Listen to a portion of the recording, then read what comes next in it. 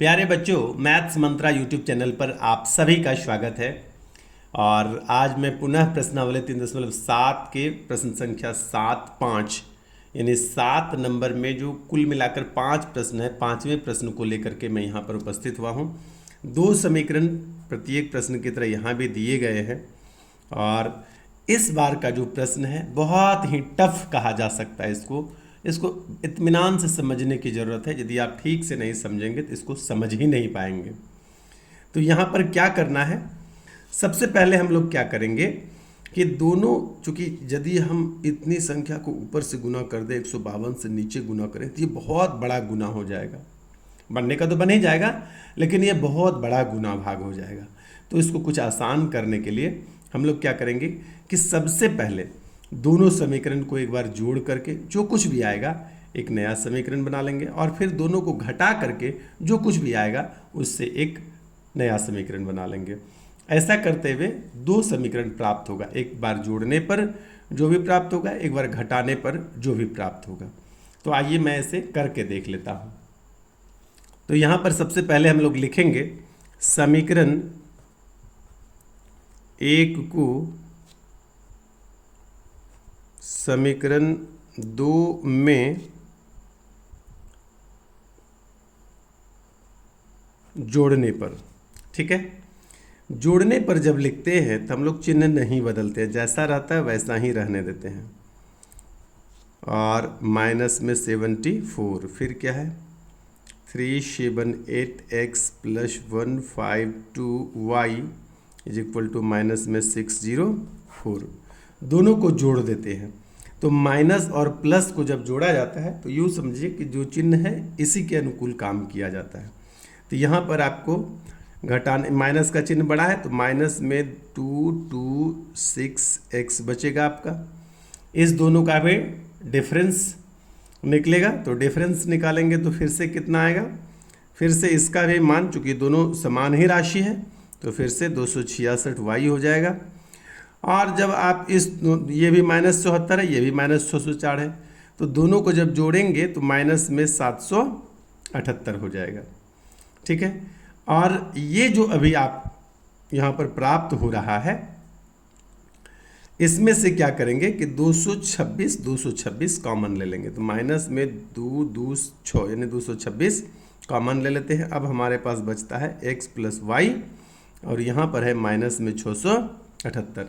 ये माइनस से minus cancel, और ये 3 बार में कट जाता है, यानी कि यहाँ पर x + y is equal to 3, ये हमारा नया समीकरण प्राप्त हो जाता है।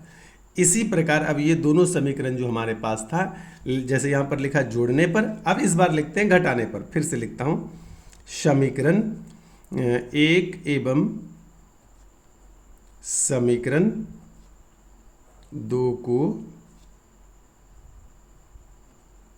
घटाने पर, ठीक है। तो घटाने पर जब आप लिखते हैं तो आपको क्या करना पड़ता है, चेंज करना पड़ता है साइन को, सिंबल को।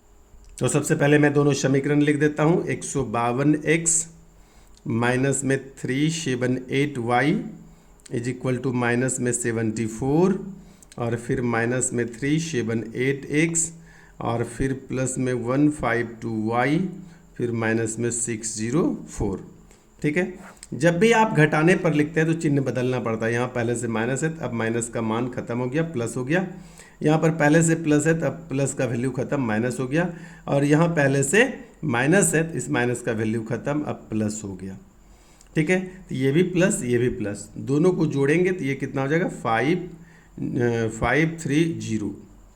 8 2 10, 7 5 12 1 13, और 3 1 4 1 5, इतना x हो गया। ये भी माइनस, ये भी माइनस, दोनों माइनस हो जाएगा। क्योंकि ये दोनों राशि समान ही है तो फिर से जोड़ देंगे तो 530y भी हो गया।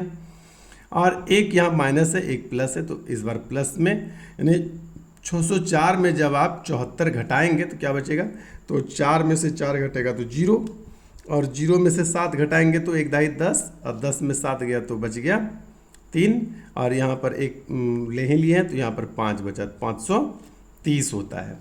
तो जब यहाँ पर आप 530 कॉमन कर लेते हैं तो यहाँ पर बचता है x - y, और इधर कितना हो जाता है 530, तो ये होता है कैंसिल।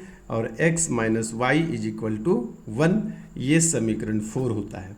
अब समीकरण 3 और समीकरण 4 की मदद से हम लोग x और y का मान ज्ञात कर लेंगे।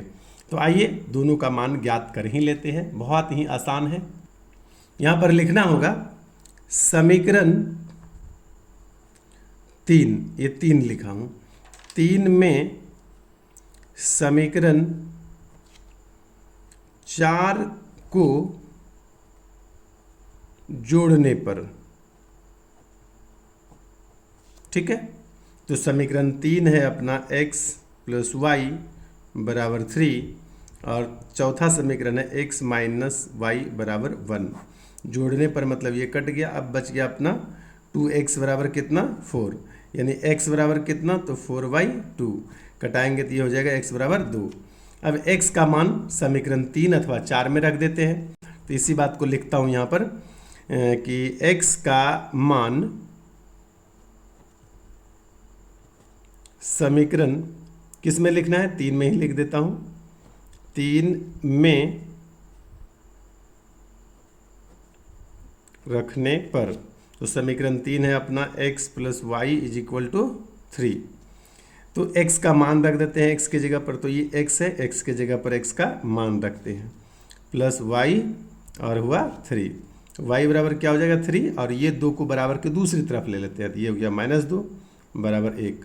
अतः क्या हो गया, अतः x बराबर 2 और y बराबर 1। ये हो गया अपना आंसर। धन्यवाद।